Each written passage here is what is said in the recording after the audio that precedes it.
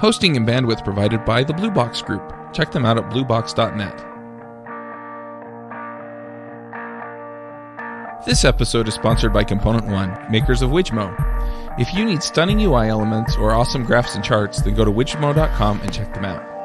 Don't panic, they'll be paid for most of us. Hey everybody, and welcome to episode 90 of the JavaScript Jabber Show. This week on our panel we have AJ O'Neill. Yo, coming at you from the future. We have Jameson Dance. Hey friends. Actually, technically we're coming at you from the past, because this episode goes up in 3 weeks. Basically, That's in the time future. loops, however you look at it. Yes. We are time loops. There we go. Both hearts. That's right. Anyway, this week we're going to be talking about users groups, forming users groups, holding the users groups, stuff like that. And I've got two people that I know would do really well talking about this, since AJ kind of started things up with the Utah JS stuff, and Jameson's kind of in charge of running the Utah Valley group now. So I get to just sit back and relax, I guess. Put my feet up. So first, let's rock, paper, scissors over who started a group first. Have you ever started a group, Chuck? No. Okay. I started my first one in 2004. Do I have you beat, Jameson? That's some pretty epic chest pounding you got going on there. You win. If only that kind of chest pounding would get me the ladies. Or the dollars? Yeah, or the dollar. Actually, it really has gotten me the dollars. It really has. So I'm just gonna do a little storytelling for a minute, and y'all can interject whenever. But so back in 2003, I don't know, I was always into computers, and I was in a vocational school my first and last year of high school, and my instructor hands me a Red Hat. What was it? It was right before Fedora. I think it was Red Hat 9. So he hands me one of these disks, and he's like, "You're a smart kid. This is for you." And that was when I got introduced to forums, because up until that point, I pretty much just clicked around and figured stuff out and went through thousands of layers of GUIs and stuff. And then from there, I found out about mailing lists, and I was like, oh, yay, I can communicate with people in pretty much real time about stuff that I want to know. And so I found this mailing list. I was up in Vermont, and the college there, can't even remember what college it is. Anyway, their group was called VAGUE, which was for Vermont Area Group of Unix Enthusiasts. And they had this mailing list, and it had been going for a couple of years since they had their last meeting, because I did a little bit of stalking on the group to try to find it, figure out if they had meetings or what was going on. And so I decided that I was going to make this group active again. So I emailed out to the list, and I was like, hey, who's in charge? And everybody was like, And so I said, all right, well, that's great. Everybody's paying me $3, and I'm bringing pizza, and we're meeting on this day at the college. I mean, there was a little bit of discussion about how that would all happen and whatnot. But then we had 10 people show up.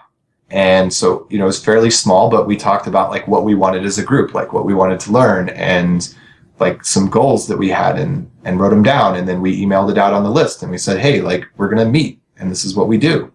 And so I think the first two meetings, it was a monthly meeting, and I think I bought pizza and got mostly reimbursed for the pizza. And that's kind of the pizza was definitely really important. And then I was only living in the area for another 2 months after we had that meeting. And so I just talked with some of the other guys, and somebody kind of self-elected to be the next pseudo president. And that group went for the whole time that guy was in college. And I guess when he graduated, it kind of fell apart again.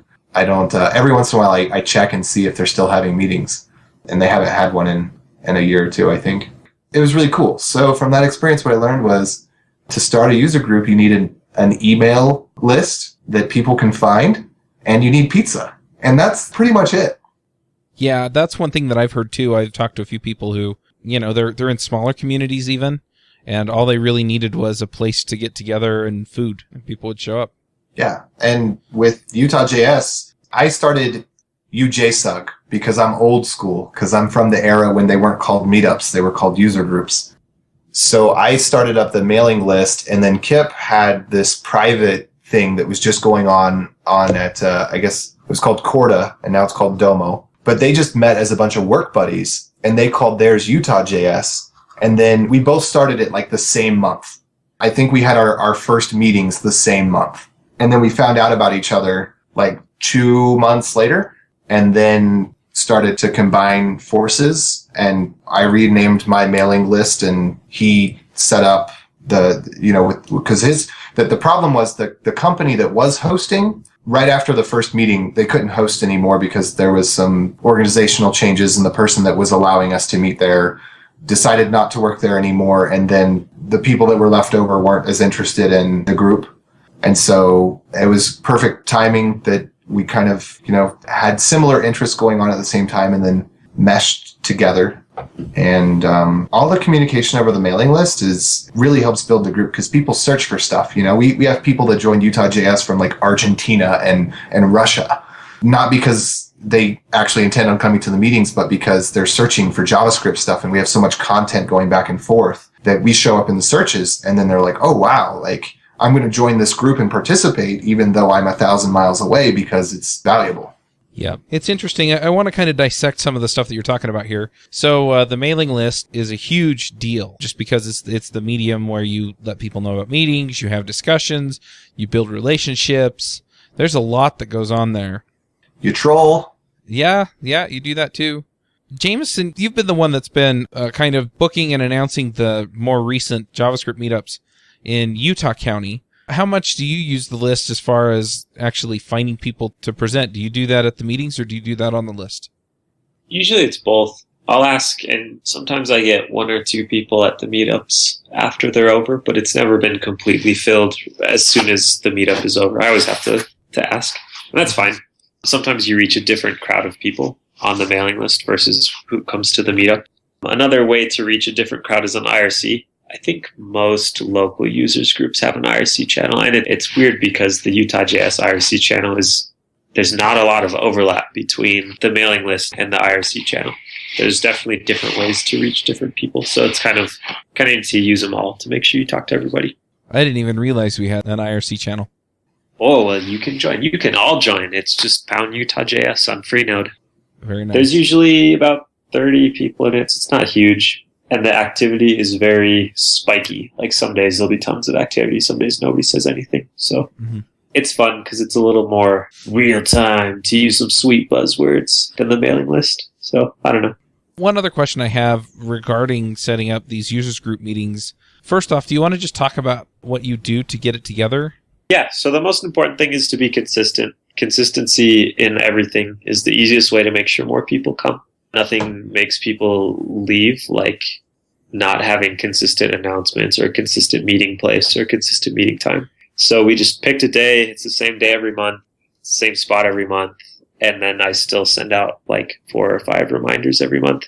Yeah, so that helps make sure that people don't feel kind of jerked around. If you're changing locations a lot, or if you have to cancel ever because something changes or whatever, that kind of drives people away. So that's part of it. I was just going to say, and we, for the first 2 years, people would always complain like, oh, bring it closer. Let's have one up in Salt Lake. And in every like 3 to 6 months, somebody would complain on the mailing list like, oh, we need one. But then we did that and no one would come. Or sometimes people suggest that we swap around locations, like do it 1 month at, this business and 1 month at that business. And none of that really ever panned out. The consistency really was key. And then when we got to a point where not everybody could fit in a room, that's the point where we split up into 2 groups, and the 2 groups became successful and grew on their own. Mm-hmm. Sure. The other thing I think is important, at least for me, maybe it's different in different tech communities, but I really feel like the local users groups are opportunities to help people develop by presenting. I'm interested in watching really good presentations, but I'm just as interested in having someone who isn't super comfortable or confident give like their first presentation ever. I think that's awesome to encourage people to kind of get out there more. So if it's a decision between like the most mind-blowing technical thing ever or helping someone talk about like jQuery plugins, which people might know about already, I think it's almost better to kind of encourage people's participation over blowing their minds. You need a mix. Like, it can't all be super intense or super beginner friendly, but I think it's really helpful to the community to focus more on encouraging people to participate. Yeah, and to that point, one of the things that really accomplishes both goals is there's such a broad landscape. Somebody can give a beginner presentation on any library, and almost everybody in the room can learn something, because how many people have played with Snap SVG or Snag SVG, whatever it was that, you know, we just had at the last meeting. Or, you know, there's all these different libraries that do really cool things, but hardly anybody has used them to a point where they're an expert at it. So having a beginner level presentation on something like that is amazing, because even if you're really great at JavaScript, you probably haven't used every library. Well, the other thing is, along with that, is that, I mean, even people who have used some of these libraries for a while, I'm going to make a little bit of a confession here. We've been doing this podcast for almost 2 years, and a month or two ago, I discovered this little thing called apply in JavaScript. And nobody had pointed it out to me. Nobody had showed it to me, but oh my gosh, is it handy, right? And, you know, because it's like call, except I can set this to whatever I want. You know, things like that. So, I mean, even if you're doing a beginner presentation on like 3JS or some of these other libraries, jQuery even, you know, and you're just covering the basics, I mean, maybe you show off a selector that, you know, somebody's going, oh my gosh, I've been working around that for years. And it's just something that they had never run across, and they discover something new and interesting. And, you know, the other thing is that at a lot of these meetings, usually there are 2 or 3 presentations, so you can have one that's tailored toward beginners and another one that's more tailored toward the advanced crowd. And, you know, and then everybody kind of gets what they want. Yeah, I like this. Some people do. There's a group here that meets in Salt Lake called Lunch.js, and they do more of the longer form, hour-long, one-person presenting style. I find that I really prefer the several short presentation style. It's hard to give a presentation, and it's very hard to give a long presentation, and it's incredibly hard to give a long presentation. It's entertaining and enjoyable for the whole time. So I feel like it makes things flow a lot better if you have shorter presentations, and it kind of forces people to crystallize their ideas, so you're not just getting a brain dump of like all the blog posts they've ever read about jQuery or something like that. Yeah, because with the longer presentations, pretty much universally, people peter off about 20, 25 minutes in. And the rest of it is informational, but they're no longer like on their laptop following along because they got lost somewhere. Well, yeah, there's a resource that you consume when you give a presentation, which is your audience's attention. And most people, me included, aren't good enough speakers to just command attention for an hour, right? That's a super rare talent. And even if you can command, I was just going to say, even if you can command the attention, it's not just the attention, it's also the capability. I mean, not everybody is going to understand what you're saying well enough to, if you're doing a demo, to follow along for 20 minutes and then end up with a working product. Yeah, I think that's really true. Yeah, one more thing I've found that's been helpful is making sure that people are really aware well ahead of time what's going to happen. So if you're having a meetup, you kind of need to announce it a month in advance, and then 2 weeks in advance, and then a week in advance. If you're looking for speakers, same thing. Like, it can kind of, if you don't make it seem like it's going to be awesome because it's the day before and you're like, hey, anyone want to present? Then lots of people don't want to show up because it's something someone just whipped together in their free time. It might not be worth their while. It's still something you whip together in your free time. Well, yeah, but I mean, knowing that someone's been thinking about it ahead of time is helpful to me, at least. Yeah, the worst thing ever is when somebody's like, hey, come, it's going to be awesome. Yeah. Like, no details, just like, oh yeah, we're having a meeting, it's going to be awesome. Come to the meeting, there's great presentations. Like, presentations on what? Oh, they're awesome. Yeah, I definitely like the announcements that Jameson puts out where we're going to have so-and-so talk about this, we're going to have so-and-so talk about this, and there are usually links in there and a little bit of information so you can get an idea of what it's about. And if I had my way, it'd play like sweet 80s pump-up music when you open the email, too. There you go. Y'all ready for this? I was thinking Eye of the Tiger. Anyway. Yeah, so one other thing I want to ask about is the venue. Like the Utah JS that we all attend in Utah County. It's been at Stevens-Henniger College, and then it was down at Riverwoods. I don't remember the name of the place. But anyway, so it's been at a couple of different offices. It's moved around a little bit. Have you found that hurts attendance to move it around, or? Yeah, a little bit. We moved it around because we couldn't have it in the same place one week. It's at a college and they were having an event. And I found that it's better to be consistent than to have an amazing venue inconsistently. That month I went down to the college, and then I actually had to pull out my phone and look it up to figure out where it really was. But yeah, you lose people in every transition you make. So if you're switching back and forth a lot, there'll be people that are coming for the first time or for the second time maybe that don't know to check the mailing list and stuff. It's also a balance, though. I mean, if you can find just an amazing venue, maybe it's worth it. But so how do you find a venue? I mean, it was at Domo for a while because the Domo guys were kind of running it, and then they moved offices and we couldn't do it there anymore.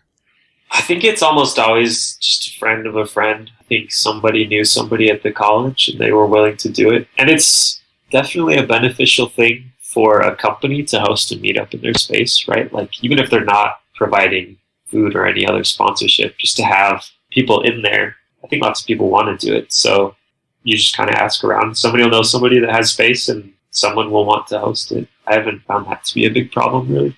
Yeah, you want some SEO? Have a user group post your link to your location every month, you know? Yeah, if you need to sell it too, that's all you have to say. Like, everyone needs to hire developers. You're going to have 10, 15, 30, 100, whatever developers here every month in your place. And you can like send some of your employees and do sneaky recruiting if you want. So I think everyone that's hosted it has hired people actually from there. You don't even have to be sneaky about it. I mean, they walk in. Usually it's in a conference room. You have to walk through the office. You get to see the working conditions. You get to see what kind of equipment they have sitting on their desk. You get to see, you know, the decorations and you kind of get a feel for the environment there. And so, I mean, by the time you get to the conference room, you already have an idea as to whether or not it's a place you'd want to be. And their plan for the next 6 months drawn out on the whiteboard and all their secrets. Yeah, I don't know about that, but, you know, and it works out really well because, you know, you get in there and it's like, yeah, well, these guys have really nice, you know, hardware. And I mean, those are things that I look at when I walk through, and I'm not even in the market for a real job. So, but I notice that stuff. I guess if you have really a crappy setup, it could work against you too. Like, wow, these guys are all on Apple IIs. That's weird. Yeah, but at the same time, I mean, if I walk through a place like that and I know that they're a startup and they're kind of scraping things together and that's my cup of tea, you know, it works out that way too. Cause then you're like, you know, hey, are you in kind of this stage? And I really like working for companies at this stage. And, you know, you talk to some of the guys that work there cause somebody let you in. That could work out too. One thing I actually think is, to me, I don't like is when I see like the foosball table and the really faddish stuff. It's super trendy now. Like, oh, look, we're rock stars here. Just as a tangent, that's one thing that just kind of puts me off personally. What, you don't want to work for a place that you don't have to work? No, not really. I mean, I definitely want to have fun, but sometimes that like superficial image of like mega funness is a little too much. Like having a stocked fridge, yes, definitely. Having like the Xbox station and the foosball table and like ambiguous rules about hours and breaks.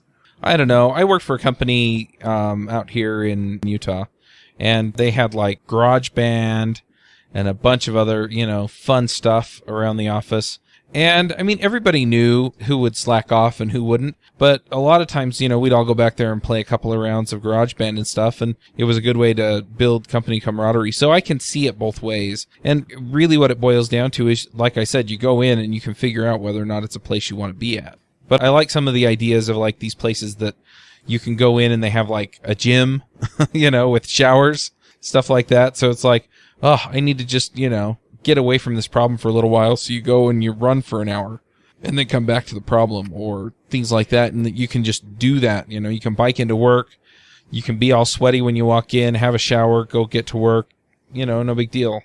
And so I can kind of see, you know, working out either way. Yeah, I think some of it's just personal preference too. Yeah. But as far as, I mean, that's the kind of stuff you can figure out if you go to meetups, right? You'll see what if they have foosball tables. If you don't want that, then maybe you don't want to work there. Yeah, the other thing that's kind of fun with some of those places is that you kind of get to play with some of that stuff while you're there. So, you know, if they have some widgets that, people do stuff with, or some of those games, a lot of times you can go and, you get to take advantage of it while you're there. So the stocked fridge is always one that seems to pay off for the users groups. Everybody gets as much soda as they care to drink. Yep, I love it. But anyway, so have you guys had any experiences where you went to users group meeting and it was just kind of a dud? Like Jameson said, if it's not well planned, or if it's first couple meetings, sometimes is weird. Yeah, actually, there's been one. And it was just because there wasn't a good plan, and then you could kind of tell that they were just kind of scrambling to figure stuff out. A good kind of all-purpose emergency backup plan is just to have a hack night on something. That's been kind of fun before. If you don't have anything to do, just hack on, and then maybe you pick a project or pick some technology or whatever.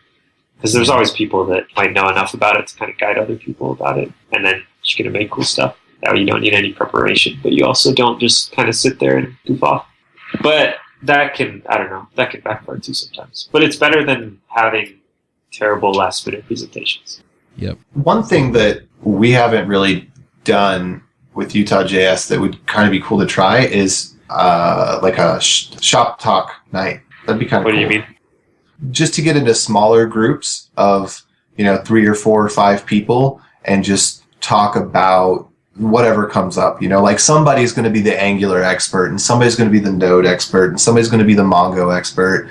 And there's going to be like this conversation that like what happens at the end of the meetings, but it kind of like peters out really soon, because by the end of our meetings, like most people want to get home because we have 3 presentations and it's like 9 o'clock, 9:30 sometimes usually not 9:30, but like sometimes it's 9 o'clock. People want to get back home to their families and stuff. It would be kind of cool just to have a round table night. But I don't know. I guess there's other groups for that. There's like the SLC hack night, which is basically what that is you get 50 people in a room. They all go around tables and talk shop for, an hour, and then maybe twiddle on some code. And you've got like 3 people that are actually hacking. Yeah, but that's the other thing that's really cool about the meetups, or the users groups, or whatever you want to call them. It's the same thing with the conferences, in my opinion. The best part of any conference or any users group meeting is meeting people. And I really, really enjoy going out to the conferences and talking to folks and getting to know what they're using JavaScript for, or, when I go to Ruby conference or Rails conference, find out what they're doing that's kind of interesting or cool, because everybody's got something that's a little bit different that is just, kind of wow. And the other thing is that, a lot of the developers out there are just neat people. And so just get involved, talk to people. And it doesn't even have to be about code. I've talked to some people about ideas I've had for conferences and stuff, and and I see them the next time and they're like, so have you done anything with that conference? No. But, you get those things going, and it's a lot of fun. And really, that's as much what the users groups are about as the actual learning code and learning libraries and things like that is, building your, and I'm going to gag on this word, network, which really to me means building relationships with people that mean something, that, you can help them, they can help you, and we kind of all make the world better that way. I thought you were going to say building your brand. I'll forgive building your network. Yeah, but when I talk about a network, that's what I mean. I don't mean that you get somebody's name and then you email them when you need something. Can I get a job? It's really about building that relationship and serving each other. And when you do that, the whole community benefits and a lot of awesome stuff happens. That's why I go as much as for the exposure to some library that I might be interested in learning. So tangential to that, another important tool, I think, now with user groups is Google+. Like Google+ is definitely not taking over the teenager space, which I'm very thankful for. It seems to be much more of a business space, kind of like a LinkedIn, but successful. Well, I guess successful for tech people, because tech hasn't really caught on in LinkedIn. I've been in a couple LinkedIn groups, but Google+ seems to have a following with the tech groups, and it's got a lot of great tools. Like if you don't want to spend any money on something like hardware to record presentations, Google Hangouts now support HD, so you can actually record screen in a way that people can read what you're typing, whereas a few months ago, that wasn't possible. And then Google Events is also a really great announcement platform that can send out reminders at arbitrary intervals. Unlike Facebook groups where you don't really send out reminders, you have to post something and then it bumps back, but it gets lost in the feed. Like the Google events operate much more like, like a calendar meeting like you expect. I know that the Salt Lake Cocoa Heads actually works off of Facebook events. Really? Yeah. I've never seen any tech group utilize Facebook, at least not successfully. I started a Facebook for Utah JS and I think like 2 people joined. Yeah, I think it depends on your audience and where they want to engage. But, I mean, all those people are on Facebook. It's just that's not where they're looking for that kind of stuff. A few other resources you can look at is creating a LinkedIn group. And LinkedIn is becoming one of my favorite social networks for just connecting with people. And so I think that would actually be pretty cool. And it's kind of focused around professional whatever. Well, I'm glad to hear you say that you've got such a good experience with it. I've had people contract hire me off of LinkedIn and whatnot, but I hardly ever use it, really. That's cool that you've got a lot of success with it. Yeah, it just depends on how you use it and whether or not that's where the people are that you want to connect with. I have a question. I just went to RobotsConf. I'm saying this not to name drop, but RobotsConf is all about like making stuff, right? And I'm not like 3D printing and hardware hacking and stuff like that. And I'm definitely a beginner at that stuff. But it was really awesome and exciting. I want to get more into it. So I'm at the point where I'm kind of a noob at this stuff, but I want to meet with other people that do it. How do I start a users group that does this? I mean, do I just like email my buddies and see if anybody wants to meet up? Like, what's the best way to get it going from scratch, especially if I'm not an expert in the field? So what I did when I was starting the mailing list for Utah JS is I mailed out to all the other user groups. So I emailed the PHP and the Ruby and the Python and a couple other groups, makers, and I let everybody know, like, hey, I know this isn't a JavaScript group, but some of you are probably interested. Here's a JavaScript group that I'm starting, right? And then content drives traffic. So you have to have some sort of, like, even if you know that there's only 2 other people on the list and they can't answer your question, type out a question and send it off into the ether and let it not get answered. And then when you find out the answer, reply back to your own message. And, just so that content gets there, because the content will drive the people. If you build it, they will come. So I like the idea of hitting up other groups, just saying that you're starting something. Yeah, the other thing is I mean, I've heard what we've already said, and that is have a place, have a consistent time, show up every time. I mean, for the first few times, it may just be you and a couple of other folks, but it seems like the ones that stick to it are the ones that kind of make it continue to happen. And really, you just have to be that force that just keeps it plugging along. If you get 2 people to show up to your first meeting, it's a successful meeting. It really is. Pretty sure that the first Utah JS meeting, once we had combined, only had like 7 people in it. It was like me, someone else, and then the 5 guys that were at Domo, And the meeting that we had before that, we actually had a really good turnout, but that's because it was centrally located in Draper, and everybody from Salt Lake and Provo was happy to meet in the middle. All right, so just to kind of summarize things, we've basically said have a mailing list, meet in a consistent place, hopefully you have some food, get interesting people to talk about interesting stuff, make sure you get the word out, possibly to other users groups. Share content, videos, blog posts, questions, get the content there. Awesome. So I got one more thing to say about food. Mm-hmm. Maybe this is going to sound really entitled, but I feel like I've eaten about all the free pizza that I really want to in my life. So if you have a more established group, if you have a way to get food sponsorship, pizza is the cheapest way to feed a bunch of people. But if you have the means, don't get pizza. Get something else, right? Everyone's had false. I have to say that is one of the best things about the Utah JS group.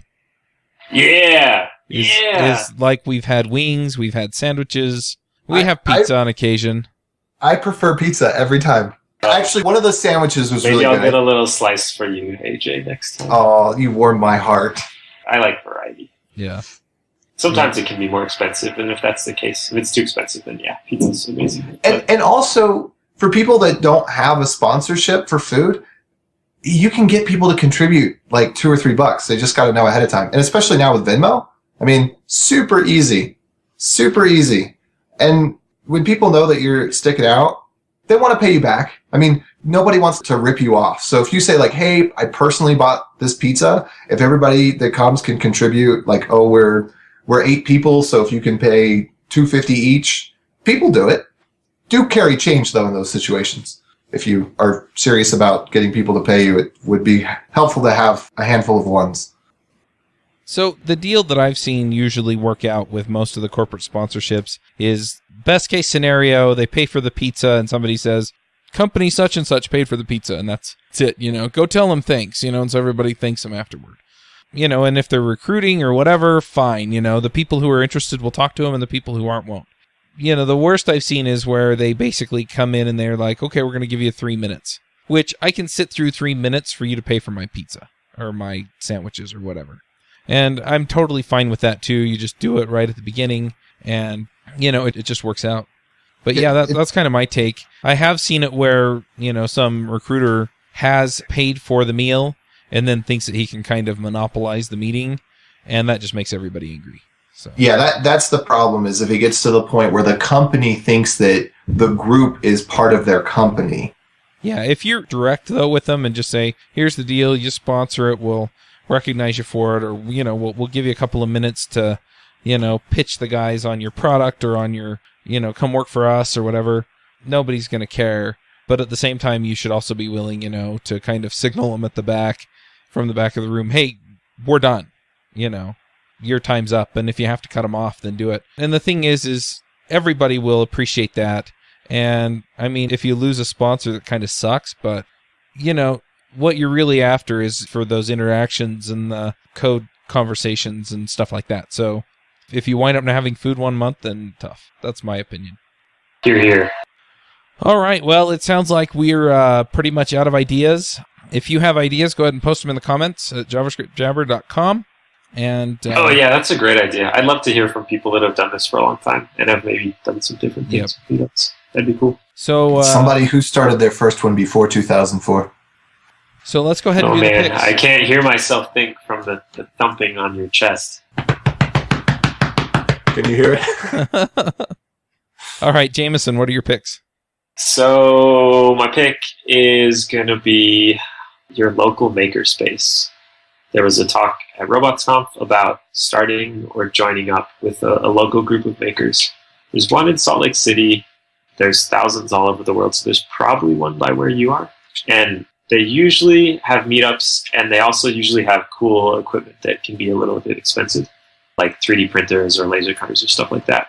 But most of all, it's just a group of people that's excited about making cool stuff. And they're kind of language agnostic because they're more focused on the hardware. So if you haven't been to one, you should totally check one out. And if there's not one by you, then maybe you could start one using some of the helpful advice that we provided. Yeah, that's my only pick. All right, AJ, what are your picks? Believe it or not, I managed to find more. So first of all, I'm going to pick Venmo because I love Venmo. I live with roommates. We pay our bills with Venmo. Whenever somebody, I just don't carry cash on me. And so sometimes I borrow, $3 from a friend for something while we're out because I'm at a place where I have to have cash for whatever reason, and I just Venmo them back like instantaneously. I love Venmo because the person that you're sending the money to, they can't say like, wah, wah, wah, I don't have a Venmo account, wah, wah, wah. Because as soon as you send the money to them, they do. Like you send it to their phone number or their email address and it creates the account. It transfers that money in their account. It is in their account. It is no longer in your account. It is now in their account. So like the money is gone. And I kind of like to force people's hand that way because I'll just be like, yeah, I Venmo'd you the money. And they're like, oh, I don't have Venmo. I'm like, well, now you do. And I've already paid you and it's already there. So I can't undo it. Oops. Guess you'll have to, sign in and figure it out. And I also love Simple. And I think Simple and Venmo just partnered together recently. So I think if you get one, you get the other now. But Simple is a bank, kind of. It's a user experience in front of a no-name generic You sound bank. just like Johnny Ive. Oh, not anymore. He doesn't say no-name generic, but he says user experience a lot. I don't even know who he is. Is he one of those Apple guys? He is. I feel dumb now. I feel dumb. We can edit that part out. No, I like it. It's cute. Yeah, it's cute. Thanks. It's Thanks not for cute. calling me It's cute. sad. So Anyway, Simple is just really great. And it's a way that I can link all of my bank accounts together, which I have a couple because I have separate ones for different businesses. So for my consulting business, I have one. For my DJ business, I have one. And then I've got my one that I've had forever. That's just all whatever. And so I've got Venmo and Simple and PayPal all linked together, and I can transfer in any direction through Simple, and I love it. And then Square just came out with Square Cash, which is kind of like Venmo.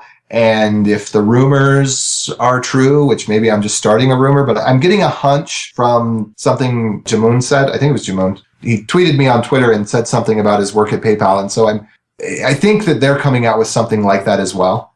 So I love this movement of cash via email that's actually simple, not like PayPal, as in the way that PayPal has been, where you have to have an account and the person has to sign up and they have to be verified and yada, yada, yada. It's like, if you know this person, you trust this person, and you trust your fingers not to typo their email address or their phone number, and it's, only the first time, because after that, they're in your contact list, then these new things are great. And then I will pick the presentation recorder that I picked 2 weeks ago. I'll pick that again because I just talked about it. And so I just got a blog post outlining, if you want to build your own presentation recorder for like $300 or $400, I found a bunch of pieces that work together and kind of identify kinks in the system. Like, if you want to record Mac, you have to have a HDCP stripper, which you can't search for one to find one. You basically have to find a faulty HDMI device that happens to not re-encode the signal properly.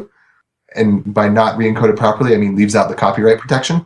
And so I've identified a couple of those that will work so that you can record your straight from HDMI as a pass-through. You plug it into the laptop, you plug it into the projector, you hit the red button in the center, and you turn the mic on, and that's it. And then also, last thing, another self-pick. So I started the site, dateprovo.com, which is for date ideas, not for dating. New Year's is coming around. People are making resolutions and stuff. If you're into dating, if you have some interesting ideas, I'd love it if you'd submit it. I'm just trying to build a repository, mostly local. Like, everything that comes in, I'm going to adapt to how it could be done locally here in Provo. But I think that it'd be cool to have a date site, and I'm willing to fork this. Right now it's private repo, but I'd be willing to fork it off to somebody that wants to have their own for their city. But something that's categorizable, sortable, where you could say, it's winter, it's rainy, I've got $10, what should I do? Kind of thing. All right. Well, I've got a couple of picks. My first pick is Discourse, and you can find it at discourse.org. We have just launched our membership site. And basically what it is it's just a paid forum.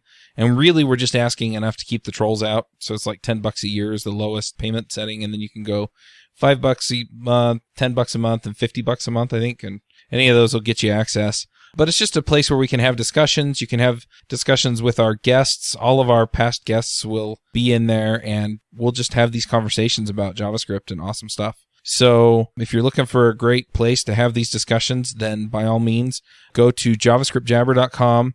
And if you click on the Jabber Forum sign up link, then you can pick which plan you want and sign up. It's a subscription service. You just enter your credit card information, and then you get signed up and it all gets managed. Anyway, we're going to put that out there, and I'm really excited. I'm really excited for some of the conversations that we can have. We've been doing this for Ruby Rogues for over a year, and it's been a ton of fun, and we've had some awesome conversations, and I'm really interested to see what the group from this podcast will come up with. So anyway, if you want to chat with us, if you want to chat with our guests, then go do that. And that's all I've got this week. I guess we'll wind this down. Hope you had a great holiday, and we'll catch y'all next week.